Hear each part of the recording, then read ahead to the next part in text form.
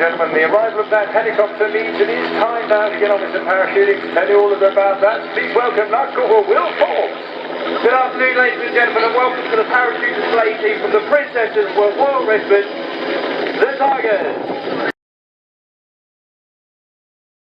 Become now a national icon in its status as to not only the flight but of course the aircraft, and it's the aircraft that tells the story. And here we've got pretty much 6 Merlins in formation. Please welcome from Royal Air Force Coningsby the Battle of Britain Memorial Flight.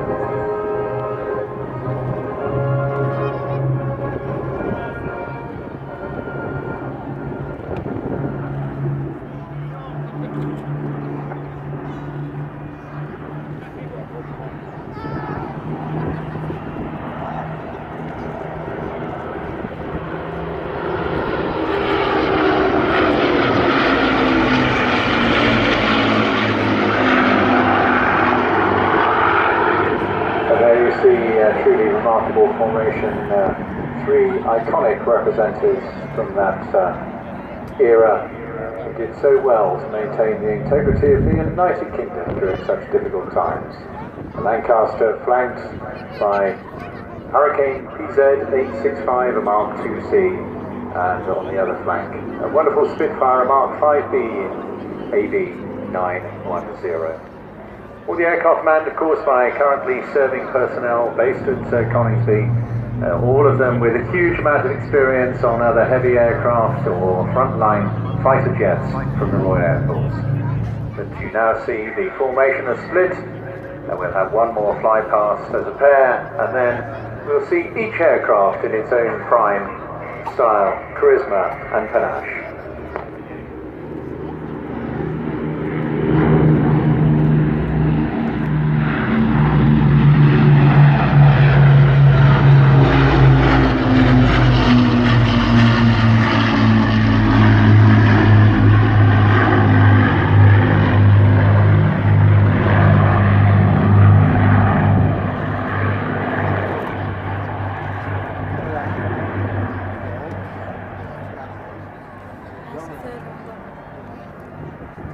So as the Lancaster and Hurricane now break off, leaving the sky clear for everyone to enjoy. Running in right in front of you now, the mighty and outstanding Spitfire.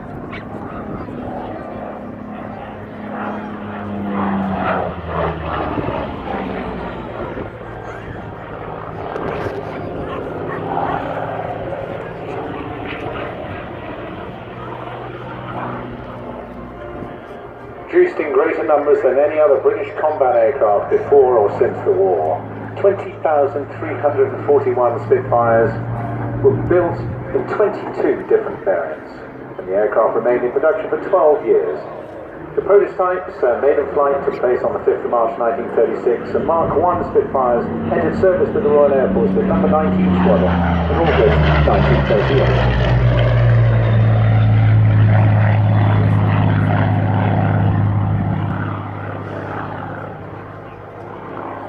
This aircraft flew 143 operational missions in a remarkable wartime career that spanned almost 3 years on operations. Allocated initially to 222 Natal Squadron at North Weald in August 1941, the aircraft was damaged during a forced landing at Lympne within days of arrival. Soon after, it was allocated to 130 Squadron in Cornwall, flying convoy protection patrols and escorting daylight bombing raids.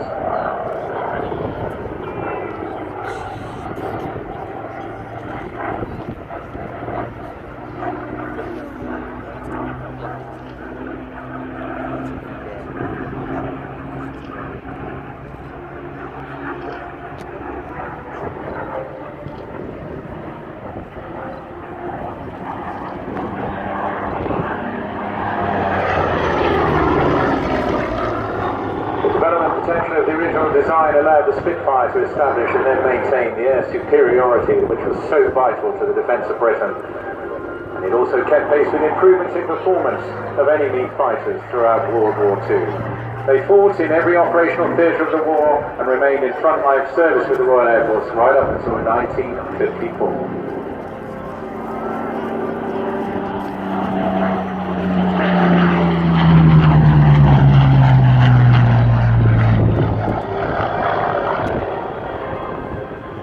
Spitfire played a major part in achieving ultimate victory in World War II and truly deserves its place as probably the most successful fighter design ever, and certainly as the most famous and charismatic of all time.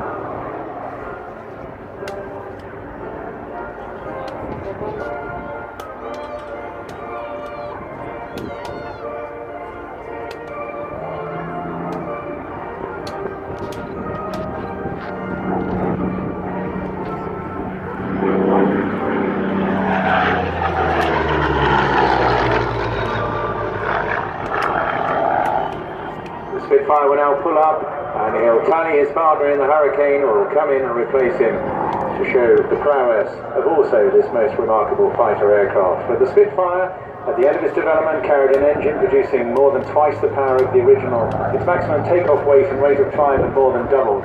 Its firepower had increased by a factor of 5, and its maximum speed had been increased by a third.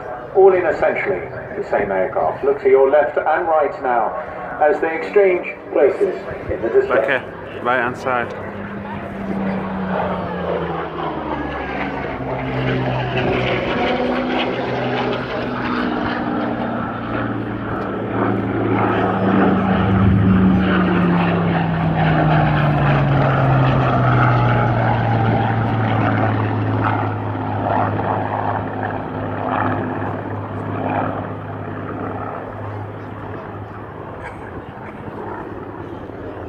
Hurricane, certainly one of the classic fighters of all time, designed and built for war, and at the forefront of Britain's defence in 1940, playing a major part in achieving victory right through until 1945.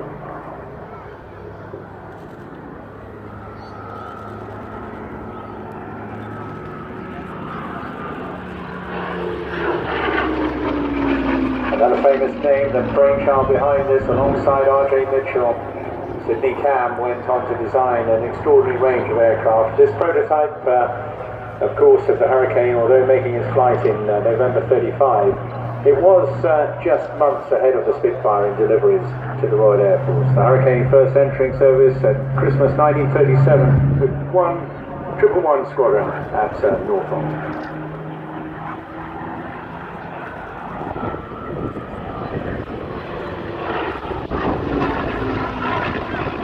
Hurricane was the first British monoplane 8-gun fighter, the first Royal Air Force aircraft to exceed 300 miles an hour in level flight, and the first production fighter with a retractable undercarriage. It was very much the unsung hero of the battle.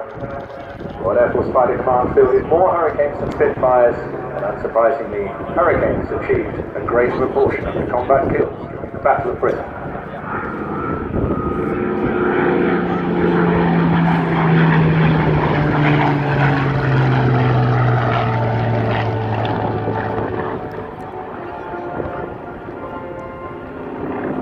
A total of 14,533 Hurricanes were built, and the aircraft served operationally on every day throughout hostilities in every operational theatre and in many roles. It is thus worthy to note that this Hurricane is a very special one, having been the last Hurricane ever built. It rolled off the Hawker production line at Langley in Buckinghamshire in July 1944 with the inscription, "The last of the many."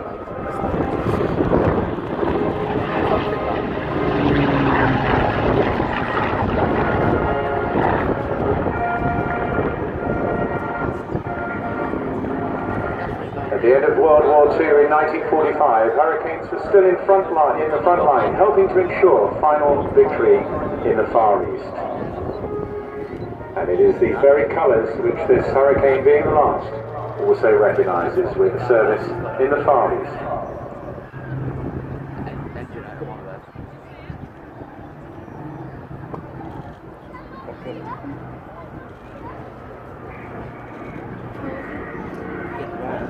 The familiar cry of Tammy is called out as Hurricane now has eyes on the Lancaster, coming in from your right-hand side.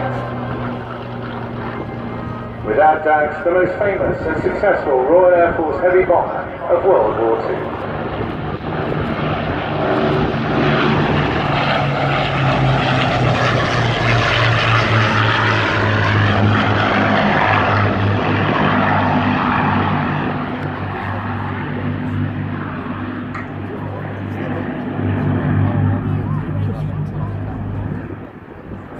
The Lancaster is a legend which lives on today and will do for many more years, and the aircraft and its crews, their contribution will not be forgotten. They made to the freedom of this nation. The prototype took to the air in January 1941. First production Lancaster flew later that year in October. The first unit to receive the aircraft was on Christmas Eve in 1941 to number 44 Squadron at Waddington.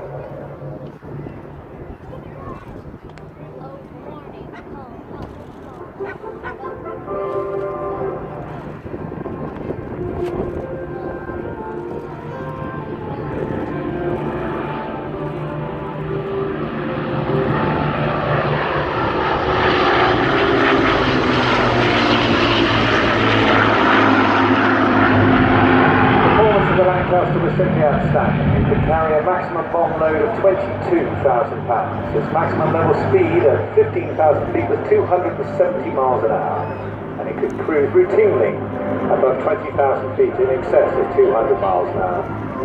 With a full bomb load, the aircraft had a range which exceeded 1,500 miles an hour. 1,500 miles, and the performance, ruggedness, reliability, and to many its sheer charisma endeared to its crews who were proud to fly this famous machine.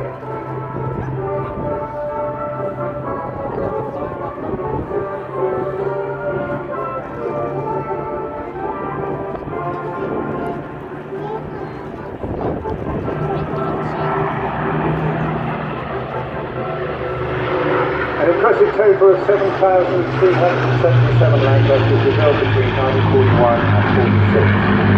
Many of these were lost on operations, and many also destroyed or written off in crashes. Many of them didn't survive the war and were simply scrapped. The bomber alone did not carry the entire weight of the night's bombing offensive. Of course, it was supported by many other Royal Air Force twin-engine bombers such as the Wellington, and other four-engine heavy bombers, the Sterling and the Halifax, and medium bombers like the de Havilland Mosquito.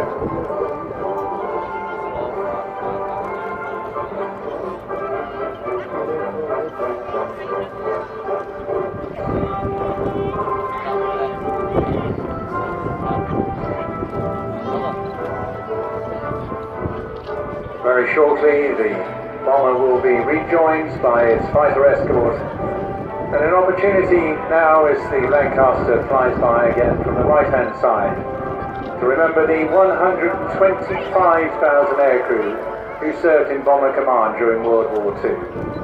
Over 73,700 of them became casualties. They were either killed, wounded, shot down, or made prisoners of war.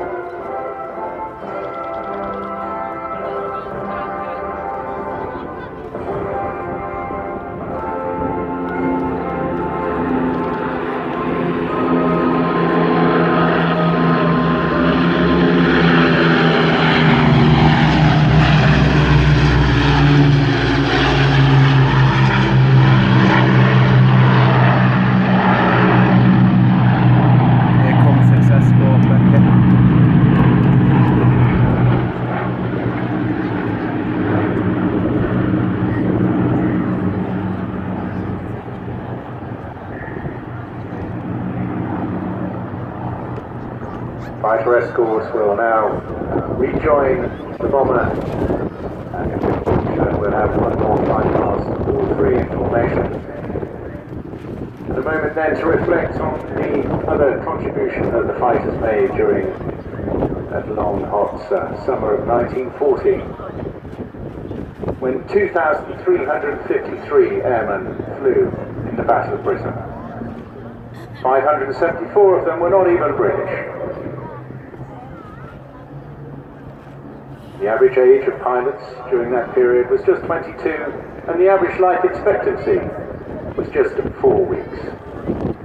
The length of the battle, just 114 days.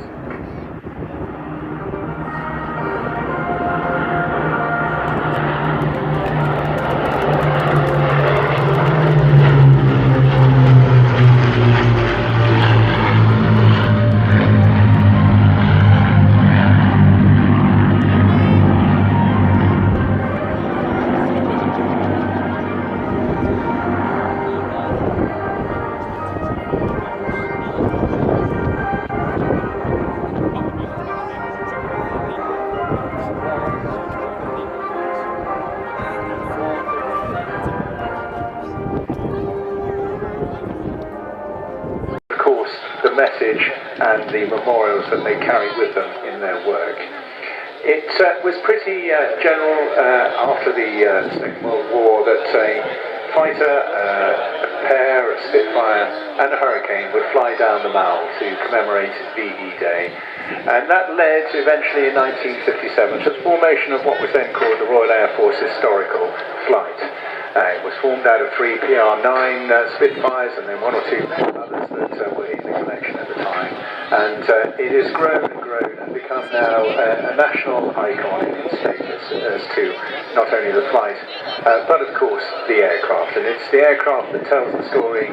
And here we've got pretty much 6 Merlins in formation. Please welcome from Royal Air Force Coningsby, the Battle of Britain.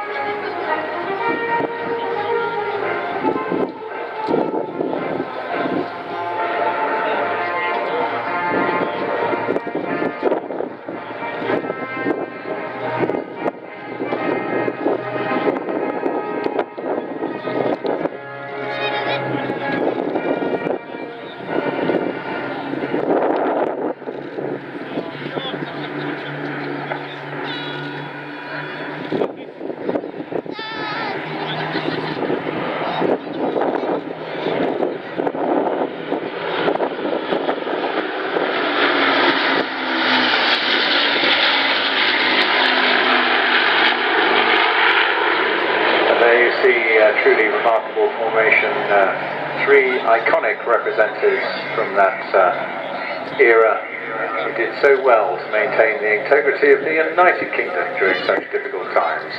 The Lancaster flanked by Hurricane PZ-865, a Mark IIC, and on the other flank a wonderful Spitfire, a Mark 5B AB910. All the aircraft manned, of course, by currently serving personnel based at Coningsby, all of them with a huge amount of experience on other heavy aircraft or frontline fighter jets from the Royal Air Force. But you now see the formation has split, and we'll have one more fly past as a pair, and then we'll see each aircraft in its own prime style, charisma and panache.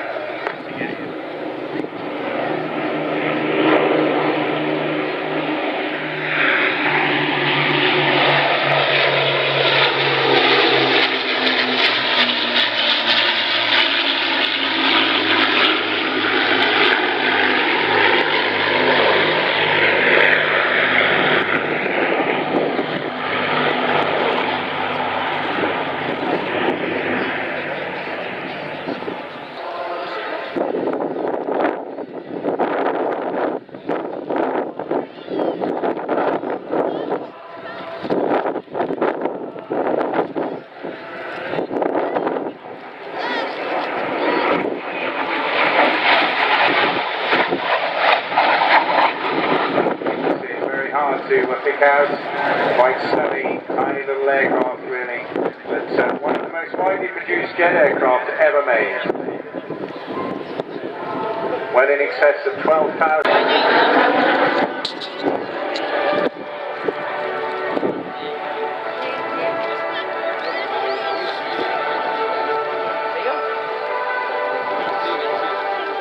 It's certainly Northern Europe's only flying MiG-15, and thus always a very, very rare appearance indeed.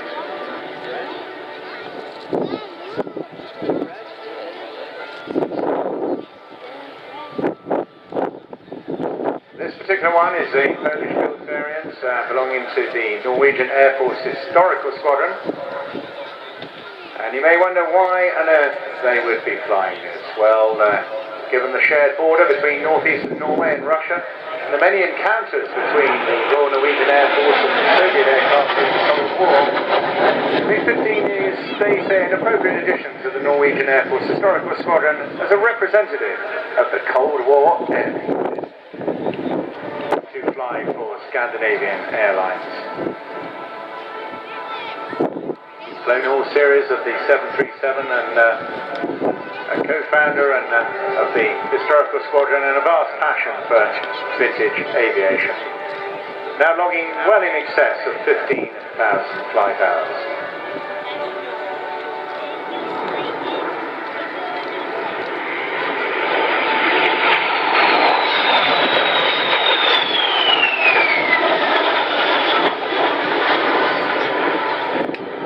In the other two, this one also an export version.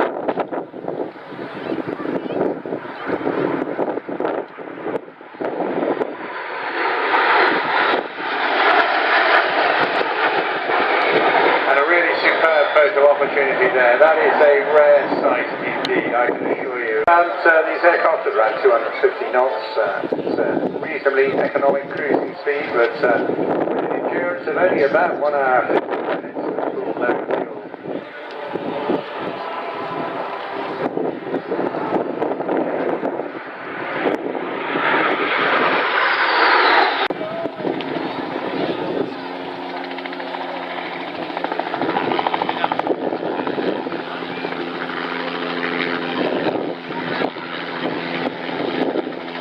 Well, ladies and gentlemen, the arrival of that helicopter means it is time now to get on with some parachuting. To tell you all about that, please welcome Lance Corporal Will Forbes. Good afternoon, ladies and gentlemen, and welcome to the parachute display team from the Princesses Royal Regiment, the Tigers.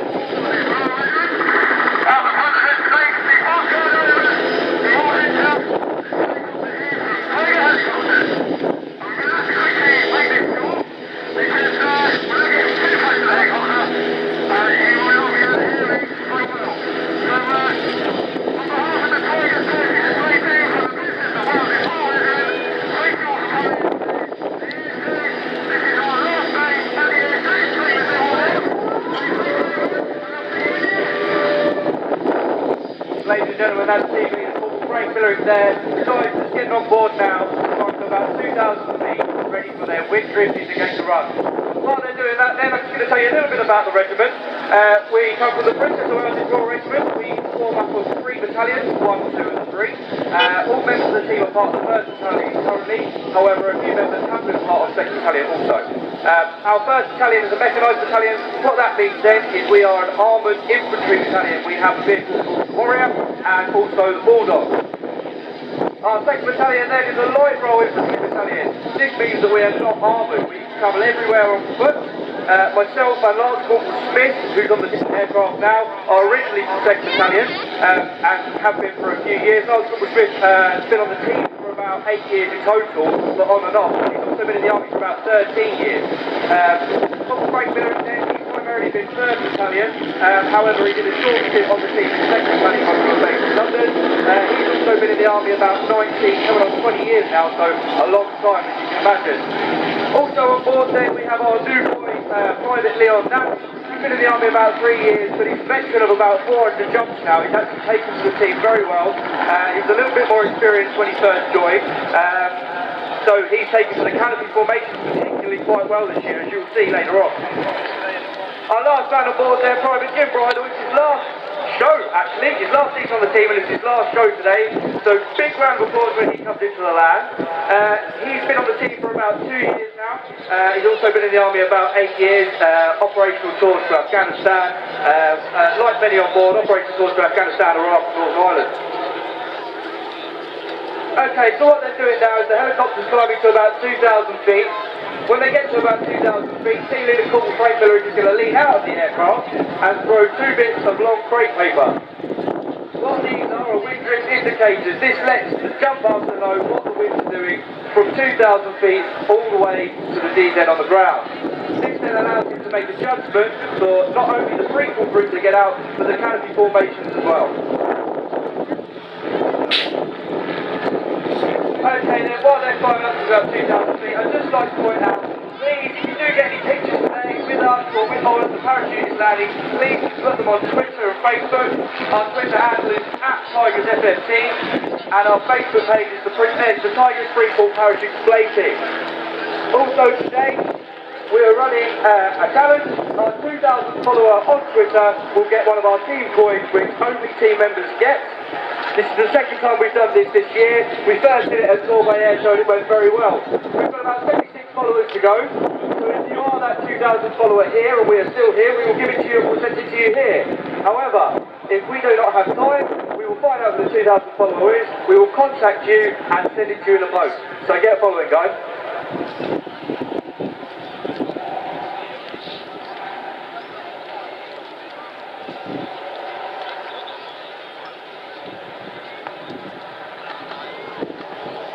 Just while they're climbing then, I'd just like to mention our sponsors, without which we would not be able to operate. We have many sponsors, one some larger than the other, and you'll see our sponsor flags on board today. Grant and Green tax-free car sales, they provide our team vehicle. We do about 65,000 miles a year in that vehicle, travelling from Germany nearly every weekend. So you can imagine without them, we would not be able to operate. So a big thank you to them. You'll see their flag coming out later, and also their parachute. They don't only provide us with a team wagon, however, they have sponsored one of our wingsuits and one of our canopies. And second man, and then that's the third man exiting now. Ladies and gentlemen, the Tiger Parachute Display Team are in full swing. As you can see there, Private Jim Bridle trailing his smoke, assessing the winds and getting ready to get his flags out. The 3 other guys, they're now forming together to get ready for the canopy formation. They are going to be doing a trick, what we call the long drag. Like I said earlier, ladies and gentlemen, this is a new trick to this year. And when executed well, it looks absolutely awesome. So cameras at the ready for when they transition into the long drag. Team leader Corporal Miller, then he's just about to come on third and get ready for the transition. If you look up now, you can see Private Jim Bridle sitting into wind with the regimental weighted flag and the regimental leg flag flying close above. Sorry, the Union flag flying close above. What he's doing now is he's assessing the winds and getting ready to come into land. He's smoking it down, and once he's landed, he will then make room for the canopy formations to do their trick. Ladies and gentlemen, if you look up now, the canopy formation.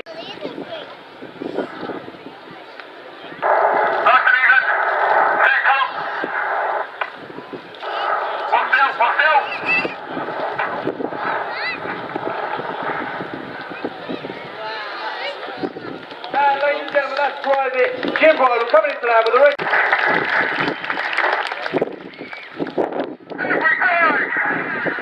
Ladies and gentlemen, that is the long drag in full transition with smoke trailing. Last call, Chris Smith just popping off the toilets here now. Ladies and gentlemen, the Tiger Parachute Display Team are in full swing. As you can see there, Private Jim Bridle trailing his smoke, assessing the winds and getting ready to get his flags out. The 3 other guys, they're now forming together to get ready for the canopy formation.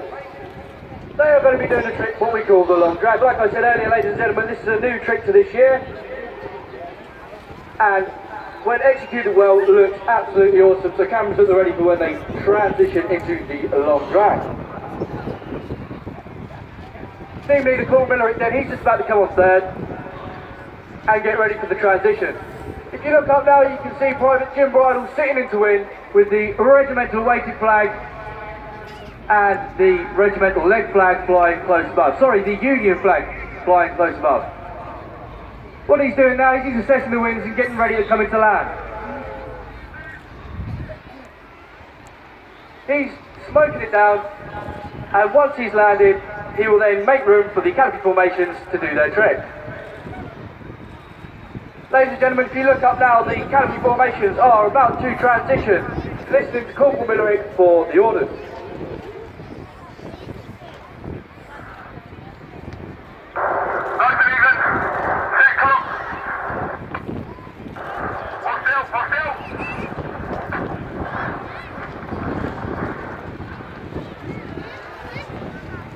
Ladies and gentlemen, that's Private Jim Bridle coming into land with the regimental flag. See, here's that front. A nice big cheer for when he lands, ladies and gentlemen.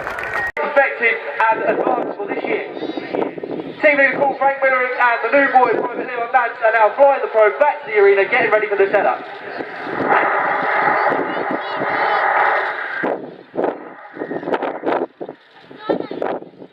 What they're doing now is they're getting in the right place, ready for downplane, flying their canopies towards the ground at 60 to 70 miles an hour. As you can appreciate, they're putting a lot of strain. There's the cut, ladies and gentlemen. Now all members of the parachute team will be setting up, ready to come into land. Private Leon Nance there, getting the Union weighted flag out, and also the regimental leg flag. Smoke trailing. First man down will be Corporal Frank Millerick, he's the team leader, the most experienced, leading the rest of the guys in.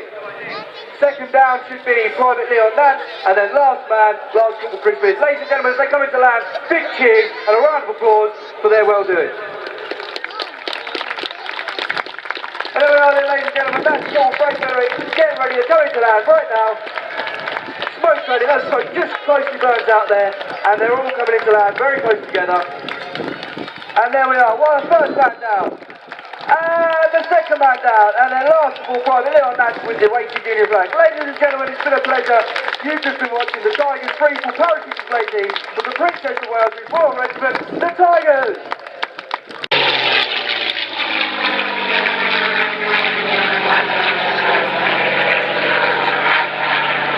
Were built with Allison engines, and whilst okay at low altitude, those variants were deemed to be pretty underpowered and disappointing at high altitude. No way, help was in hand. In late 42, the aircraft was transformed when in the UK, Rolls-Royce Merlin engines were tested in place of the Allison.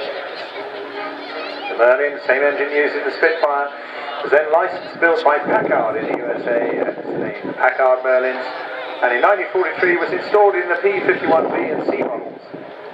This near-perfect marriage of engine and platform made the 1944 51D model canopy and six guns seen here today, one of the most iconic and potent fighters of all time.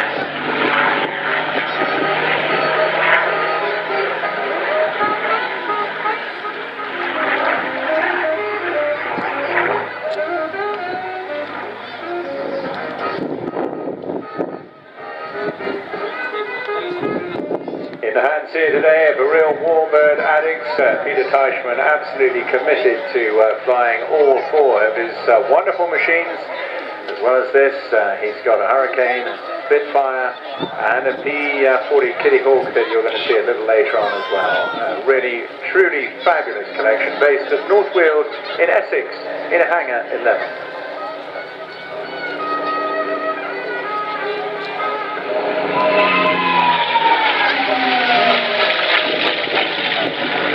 He actually learned to fly many years ago, but he was more successful in business than many of us, and he really did well with a company called Baby Car, and he was very much at the leading edge of those little steerable buggies that many of you are pushing around here today. And having sold the company off, he used his investment to entertain people like you up and down the UK year in, year out, having trained himself as a warbird pilot and now building up a huge number of hours on these aircraft.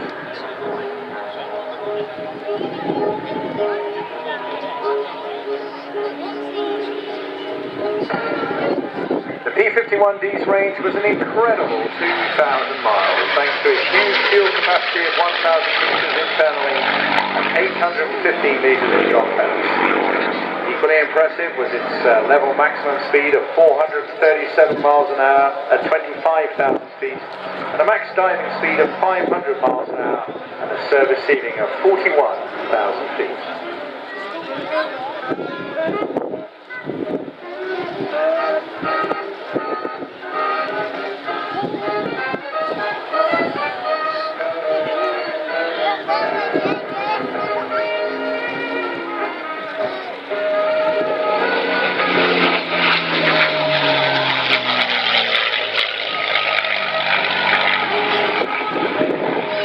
During the course of the display, in which Peter uses lovely wide arcing maneuvers and rolls, giving you a chance to see every little detail and angle of this magnificent machine.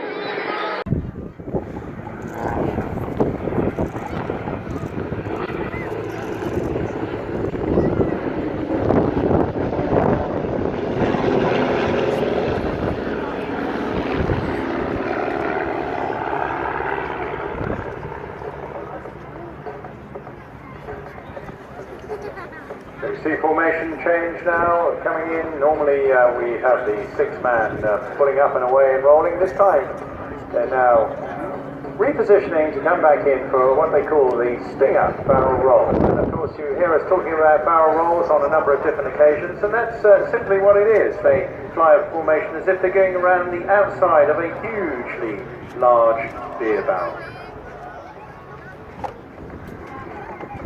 At this stage they're coming in only about 8 or 9 feet apart, and of course the guys on the outside working a lot harder than the chaps in the middle.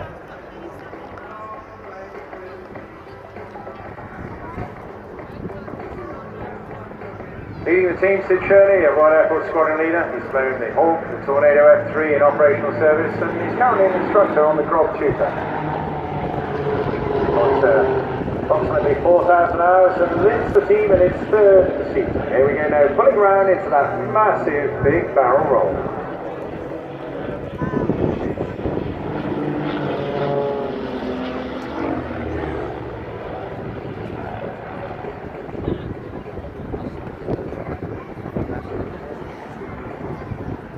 See one of the aircraft now slitting,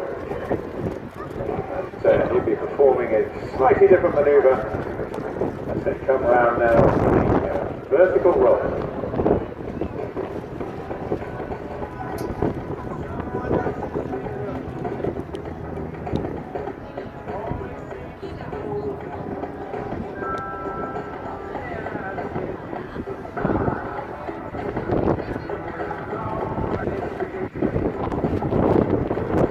Really great photo opportunities here coming up.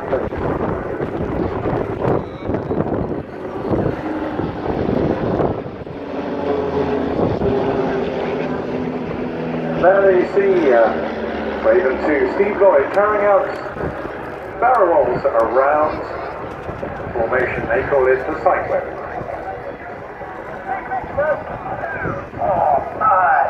And there you see the crew cooperation there taking place, the leader calling the shots, of course, a great deal of sort of trust and confidence amongst all the members. It takes literally weeks and weeks of training to get to this standard of formation flying.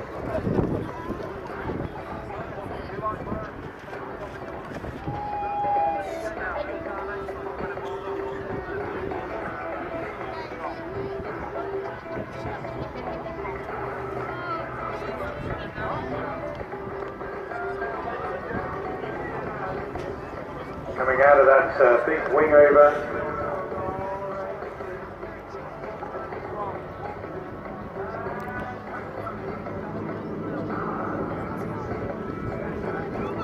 In the number 2 position, Steve Lloyd, he is by Yak 52s in an early display team, the Ospreys. So he's a businessman, fits his business in and around his flying, of course, all of them enjoying every bit of it. He's got in excess of 1,100 hours now. The first team member to build an RV-8, convince the rest of the team to do the same.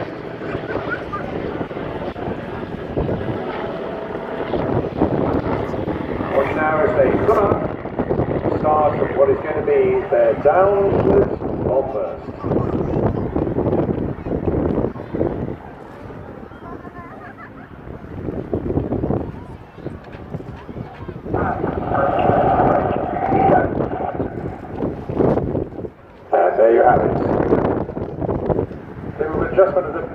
You can see once you get into this lighter aircraft category, it's not quite as easy for them. They're now going to do some opposition to face each other and do it again.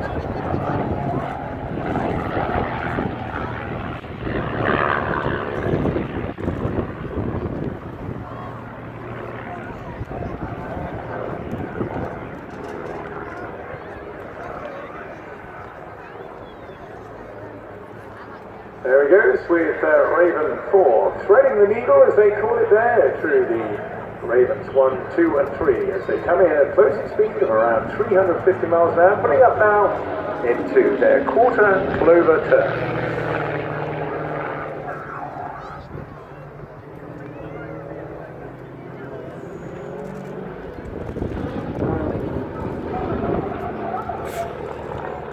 Chatting away in the background to me, I'm tuning into them, and it's great to hear all the manoeuvres being called. Of course, the cadence of the voice is absolutely key in this, so that all the aircraft and the pilots are ready to move exactly at the edge and just as the voice goes up. So here coming in now for the battle loop.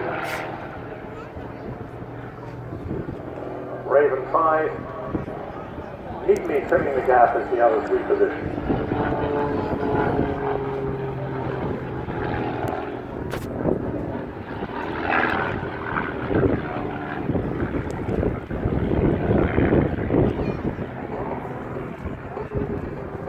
Keep your eyes peeled now on the centre, good photo opportunity as Ravens 1, 2 and 3 come in for the cross break.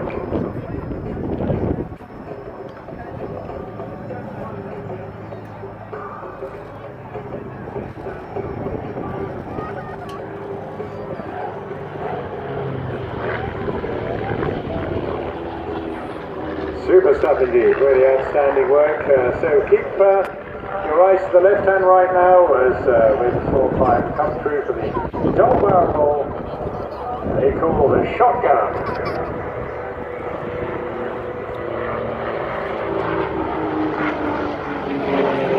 Flying Raven 3, Barry Grant, Raven 2 in the earlier display sheet. He's got many hours flying out of small farm strips and around 1,700 hours. Raven 4, big guy, Gerald Williams. You may well recognise that name from certain rugby team. Flew in Team Viper, and he's flown and displayed Strike Masters, Hunters, Vampires, Venoms, and L-29s and 39s. He's also the only team member that's being helicopter qualified as well, and he's got around 1,200 hours.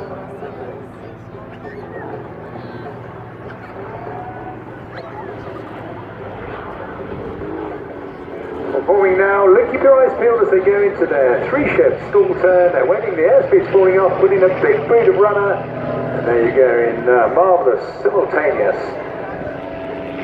ballet together, the stall turn.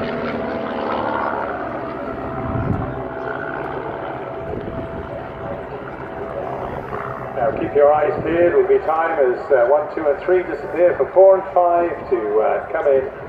Flying one of their signature manoeuvres, the half. See them tipping in now, coming right in the central view. Up in, go. There you go, you heard the call, pulling up now. Splashing apart, smoke is on. Here now. For all the pretty girls and all the girls helping us out of the Southport Tourism Management team here today. This one's for you.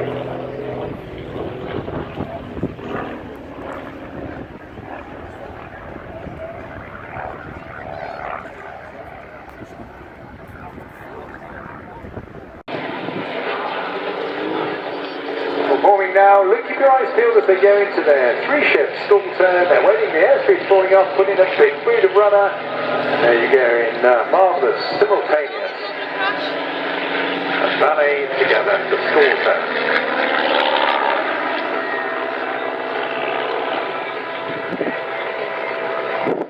Now keep your eyes peeled, will be time as 1, 2 and 3 disappear for 4 and 5 to come in, fly one of their signature manoeuvres, the half. See them tipping in now, coming right into the central view. Up in, go. There you go, you heard the call, putting up now. Racing it hard, smoke is on. Here now, for all the pretty girls and all the girls helping us out of the Southport Tourism Management team here today. This one's for you. Work going on here. Raven 5 is Ian Brett, known as Bertie to his mates. He recently left the RF and now works in the City of London.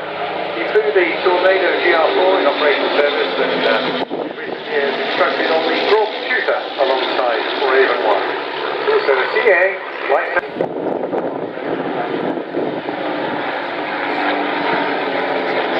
fantastic side, isn't it?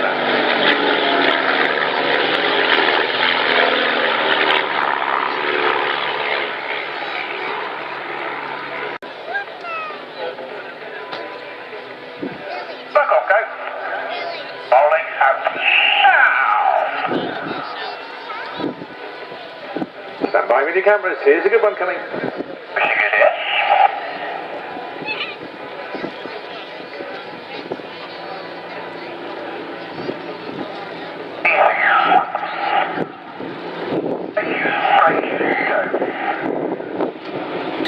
And there you have it. You've been watching Team Raven 2016. Well done, guys. Absolutely superb demonstration.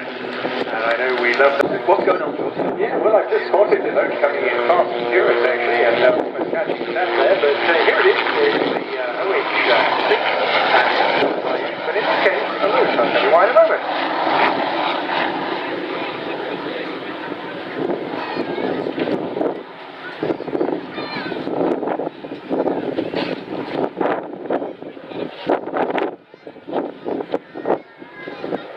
Yeah, because what we're doing now, we're dipping into the Vietnam area, and of course that is when two helicopters made their mark. The first, of course, being the very famous Huey, the UH-1, and the owner of that aircraft also owns this nimble little thing, and it's really useful, but primarily an observation helicopter.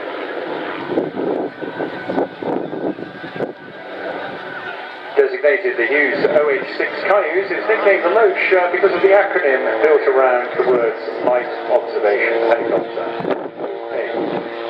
Single engine light helicopter with four-bladed main rotor used for personal transport, escort and attack missions, and also observation.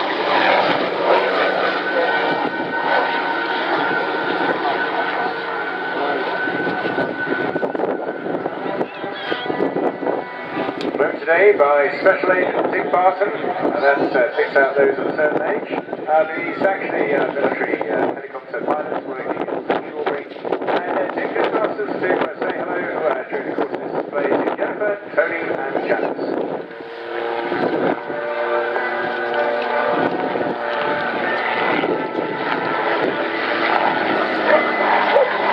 It was back in 1960 the United States Army issued a specification for a light observation helicopter capable of fulfilling various roles.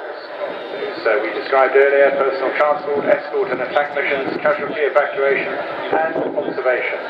12 companies actually competed against this, and this helicopter from Hughes was eventually chosen.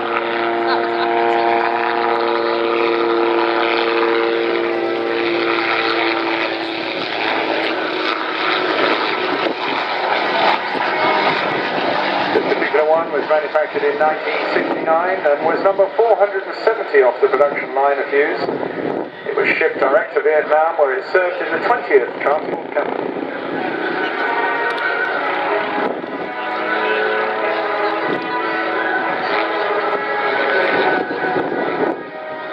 Technical records show it had 250 hours on it from new when it was acquired in 1970.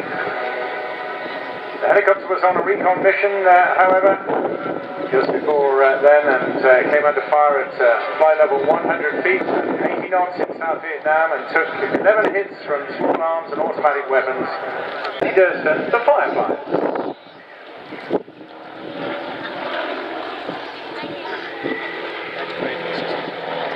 I want to do a quick quick request here.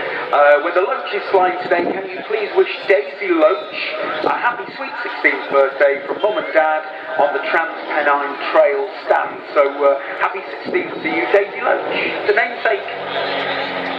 Meanwhile, back in the air now, coming in from the right-hand side, so you're seeing an excellent opportunity of pairs display work. These guys are really delightful pair of chaps, been working very, very hard to get this formation together. And coming in thick and fast on the tail of the Loach there, catching us a little unawares, but nonetheless back in the thick of it now, and tremendous stuff it is to see these chaps.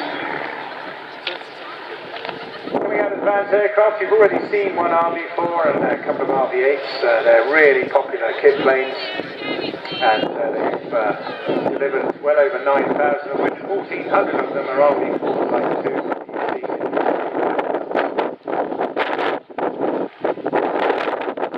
All of them have been amateur builds, and these two were built in the US and imported to the UK at the end of 2014 by John and Andy, who've got flying here today. So, an improved version of the RV3. And people love flying the RV3 but wanted to share the experience, and so a second seat was put in. The RV4 was born with a big bubble canopy giving great visibility and certainly helping formation flying, as you see here today. Flexible little aircraft, again a great little touring aircraft. All the RVs really super for base formation, aerobatics and just general turning.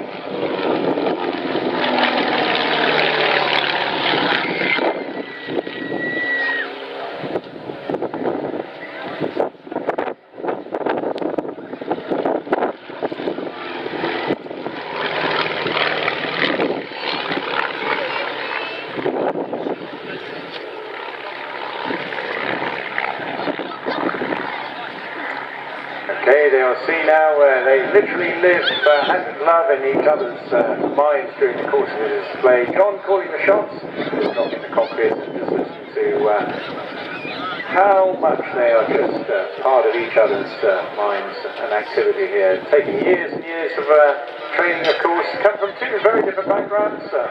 Andy is a military pilot, John works his way up through a whole variety of general. Guys splitting apart now, an opportunity individual flair.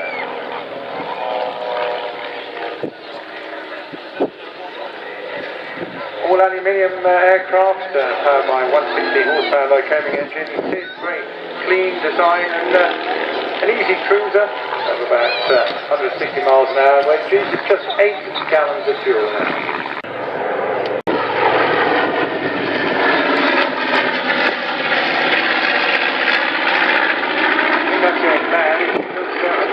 Around the left-hand side of this box, we're just at a strange angle from the aircraft coming in on our left-hand side. Just a very good view over to the right, but anyway, here it is. This is a really, really interesting aircraft.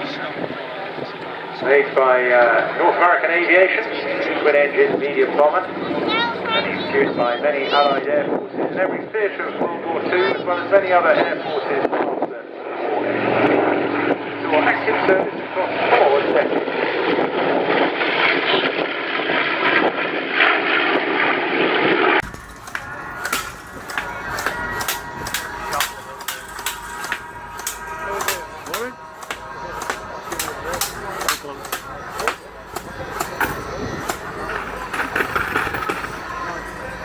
Which one are you using?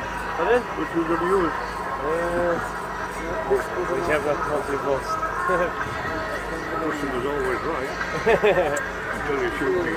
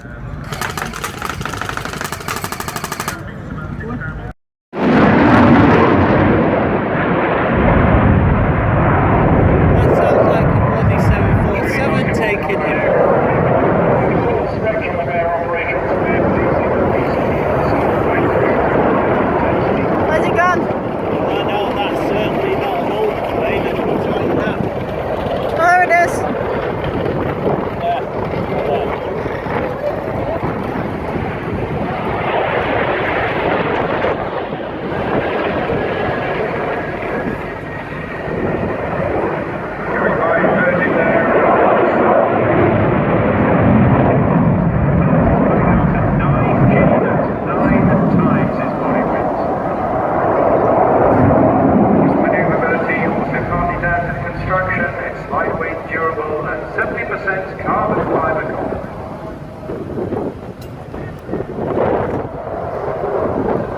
Putting through its 30,000